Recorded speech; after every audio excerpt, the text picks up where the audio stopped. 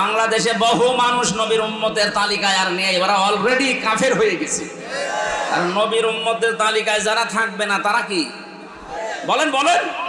সে ইহুদি হতে পারে, খ্রিস্টান হতে পারে, বৌদ্ধ হতে পারে, হিন্দু হতে পারে। নবীর উম্মতের তালিকায় যার নাম নেই ওইটা কাফের। আরো জোরে বলেন।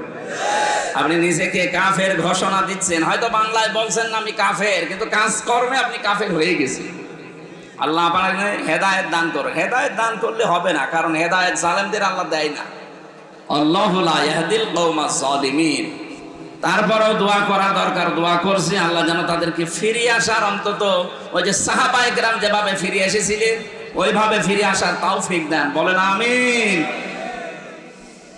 যারা যাদেরকে আল্লাহ নির্বাচিত করে এই ময়দানে নিয়ে আসলেন এই দিনের বেলায়, প্রচন্ড গরম, হাজারো কাজ ছিল আমাদের, সব বাদ দিয়ে আমরা এখানে এসেছি।